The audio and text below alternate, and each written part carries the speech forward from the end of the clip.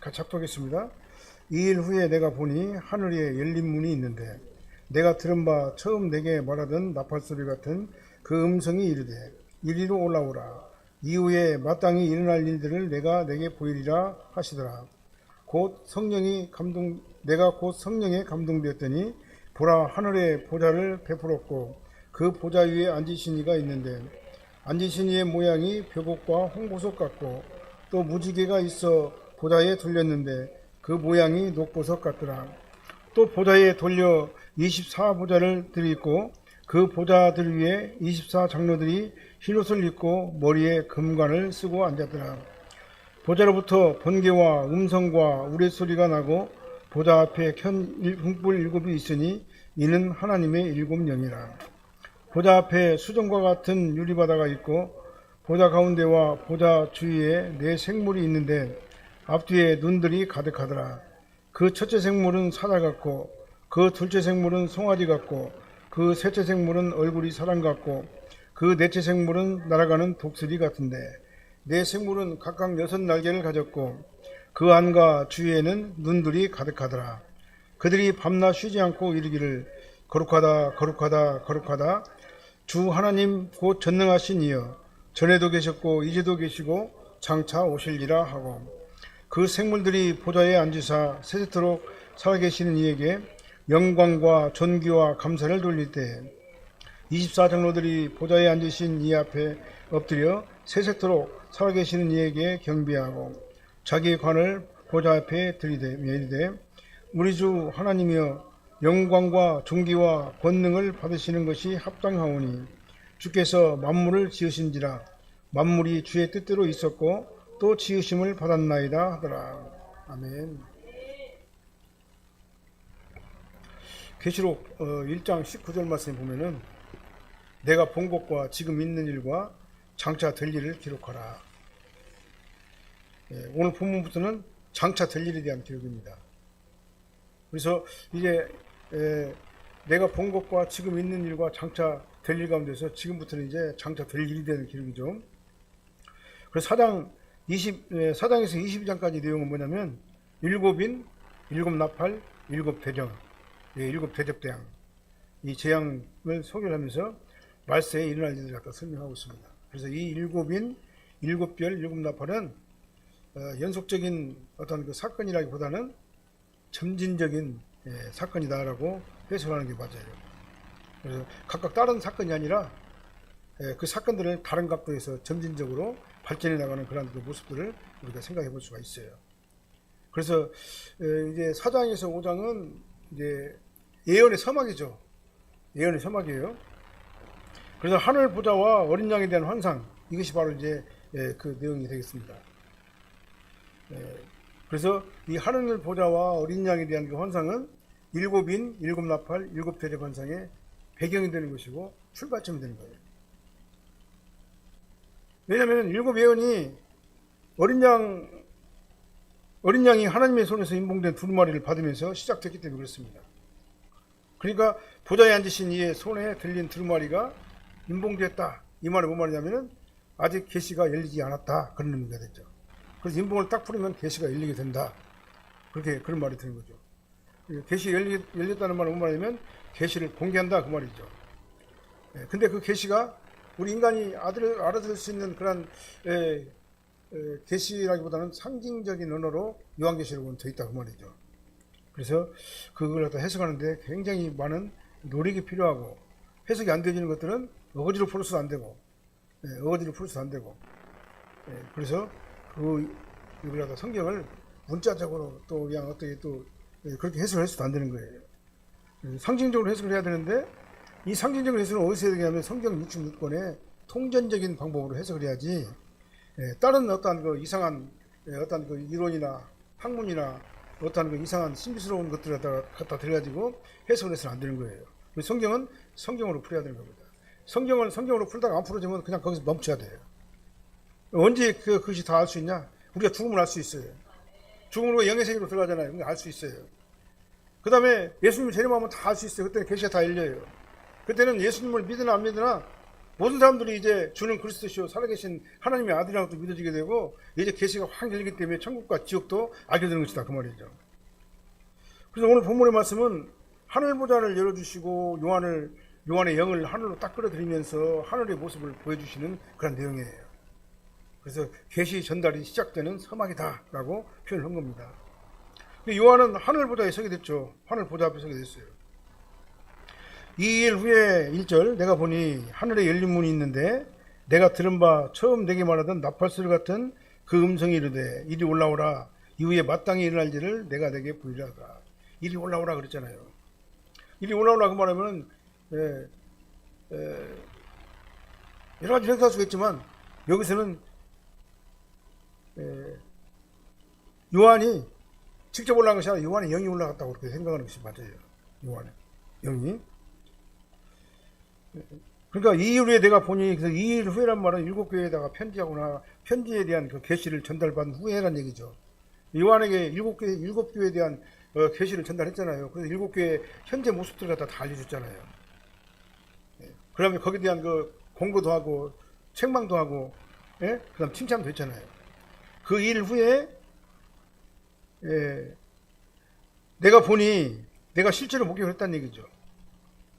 이 내가 봤단 말은 그냥 실컷 봤다는 얘기가 아니에요. 직접 보았고 자세히 관찰하면서 봤다 그 말입니다. 요한의 경험한 이 환상이 그러니까 정확하다 그 말이죠. 분명히 봤다 그 말입니다. 어떤 그 환상 중에서 몽롱하게 본 것이 아니라 이성을 가지고 내가 깨어있는 상태에서 그 환상이 나에게 오는 것을 봤다 그 말이에요.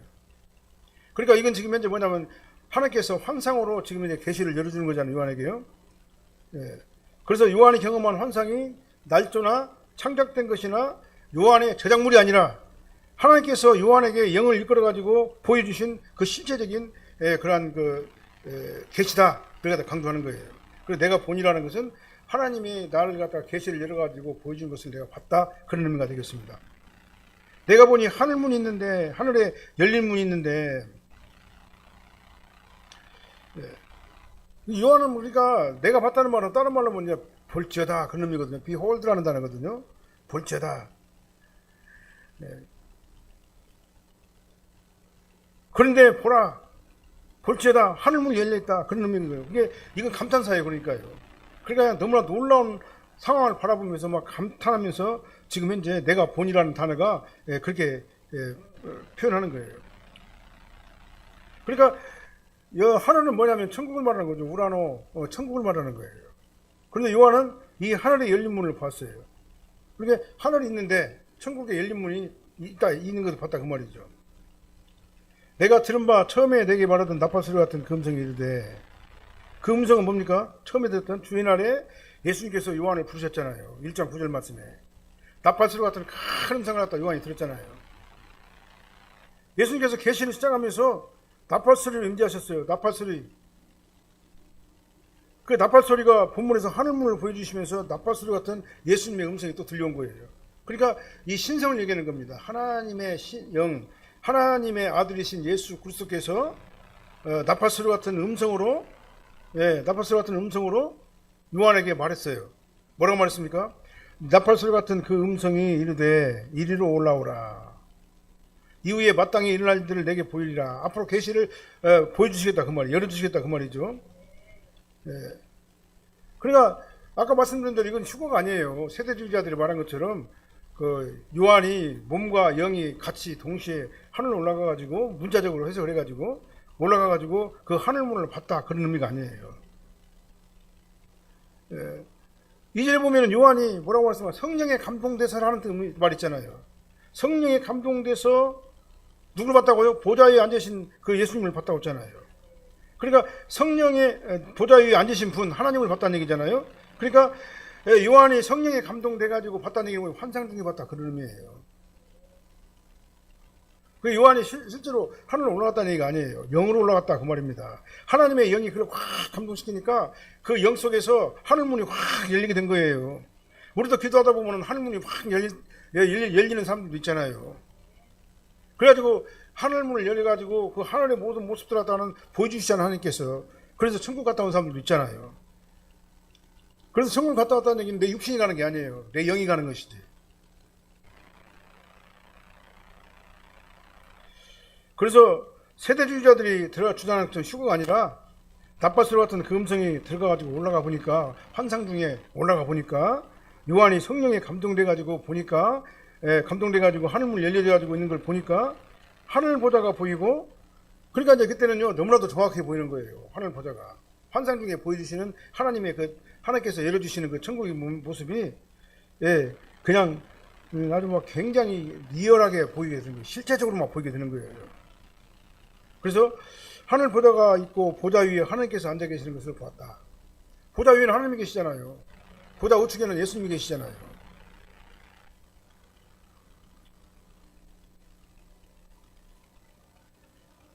그러니까 지금부터는 일곱 나팔, 일곱 대접의 비밀이 막 열리기 시작할 거예요. 이제. 요한을 끌어서 보라고 했는데 그때부터 이제 막 환상이 확 나타나게 되는 거예요. 그래서 나팔소리 같은 그 음성이 이르되 올라오라, 이후에 마땅히 일어날 일들을 내게 보이리라. 그렇게 말씀하신 거예요. 그 다음에 보좌 위에 앉으신 모습을 또 나오죠. 3절 말씀 보니까요.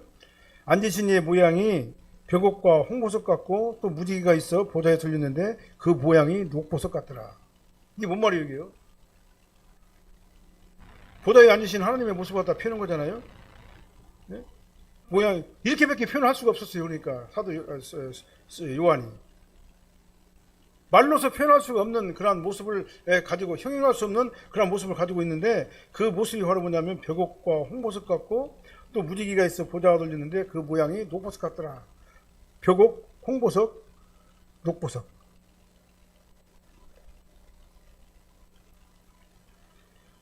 그래서 여기를 뭐냐, 같더라 그랬잖아요. 같더라. 이다가 아니라 같더라 그렇게 표현했잖아요. 벽옥은 푸른 옥을 말하는 게 벽옥이죠. 푸른 옥빛. 홍옥은 빨간빛. 그 다음에 주석을 보면은 어떤 사람들은 이러한 그 벽옥, 홍보석, 녹보석 요런 것을 갖다가 뭐라고 하냐면 하나님의 속성이다라고 해석하는 사람들이 있어요. 하나님의 거룩함과 정결함이라고 주석하는 사람들도 있어요. 그 다음에 하나님의 공의로움과 심판이라고 주석하는 그런 사람들도 있어요. 그러나 이것은 다 자의적 해석이에요. 본인은 그렇게 생각했을지 몰라도 전혀 객관적이지가 않아요. 자기 주관적이지. 오히려 성경을 보면 벽옥과 홍보석은 대제사장의 흉패에 붙어있던 것이잖아요. 대제사장의 흉패에 부착되었던 그 보석이 바로 뭐냐면 벽옥과 홍보석이잖아요. 그러니까 벽옥과 홍보석과 녹보석은 하나님의 속성을 표현하는 수많은 표현 가운데서 하나다, 일부다, 지나지 않는다, 그렇게 생각할 수 있어요. 그건 분명하다는 얘기죠. 또 무지개가 있어 보좌에 들렸는데 그 모양은 녹보석 같더라 그랬습니다. 그러니까 요한은 지금 하나님의 모습을 분명히 보기는 봤는데, 그의 어마어마한 그런 하나님의 영광과 찬란한 광채와 도저히 인간으로서는 해석할 수 없고 상상할 수 없는 그런 하나님의 모습을 보고 벽옥, 홍보석, 무지개, 녹보석 이런 식으로밖에 표현이 안 된 거예요. 그러니까 우리는 요한이 말한 이 벽옥과 홍보석과 녹보석과 무지개 같은 그 하나님의 모습을 우리는 언제 볼 수가 있습니까? 지금 볼 수가 없어요. 천국에 가보면 정확하게 볼 수가 있는 거예요. 그래서 그때 요한이 설명한 이 벽옥과 홍보석과 무지개와 녹보석 같다, 이 표현이 무슨 말인가 그때 깨달을 거야. 아, 요한이 그래서 이렇게 말했구나. 그러니까 본문이 말씀하려고 오르는 의도는 뭡니까? 하나님은 전지전능하신 하나님이다. 이걸 다 표현하려고 그러는데 도저히 표현할 방법이 없으니까 이렇게밖에 표현을 못한 거예요. 그래서 그 하나님께서 요한에게 앞으로 되어질 하나님의 자기 계시를 알려주시겠다는 자기 어떤 그 계시를 표현한 거다, 강조하는 표현이다, 이렇게 말씀을 드릴 수가 있습니다.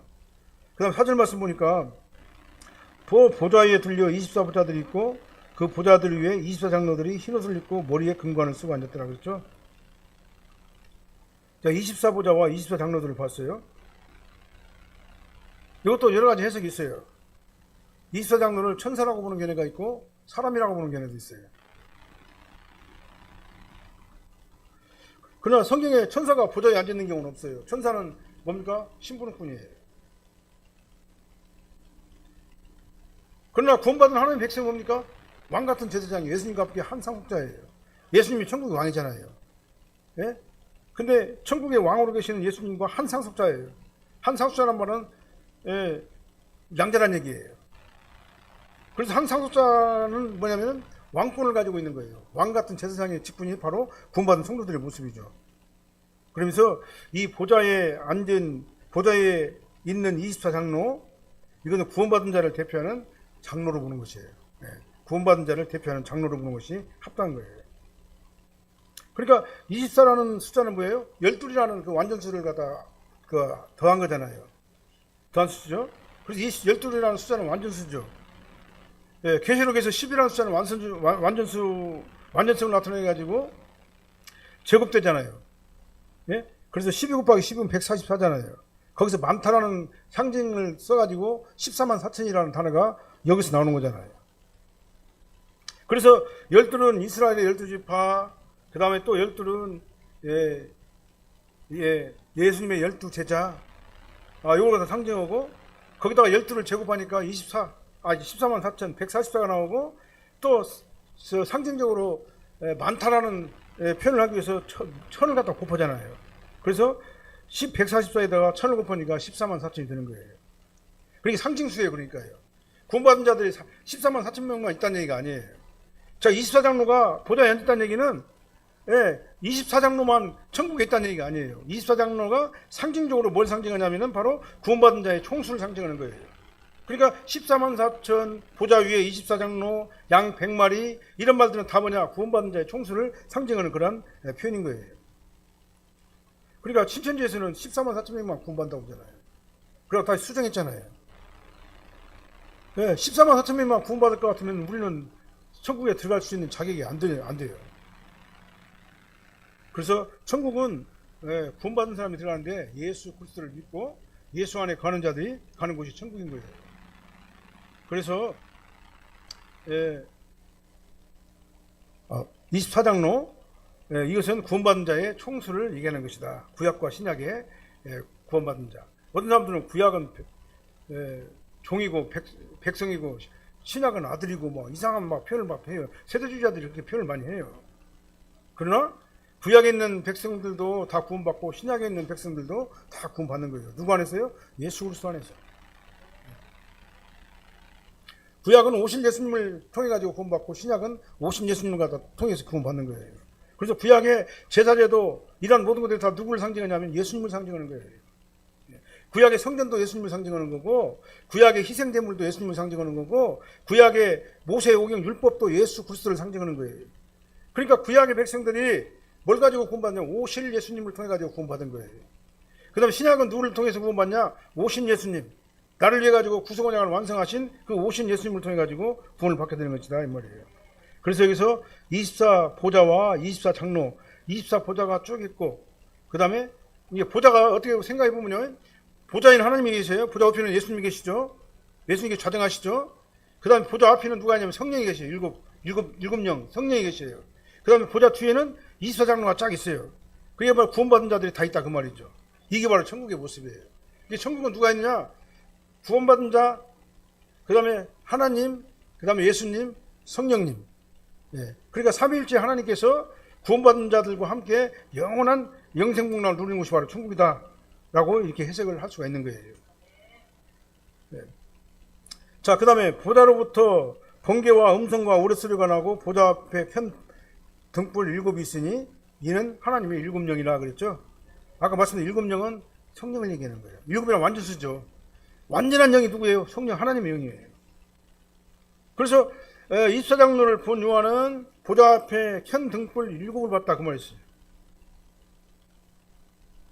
지금까지 본 하늘 보좌의 모습을 딱 정리해 보니까 그렇잖아요.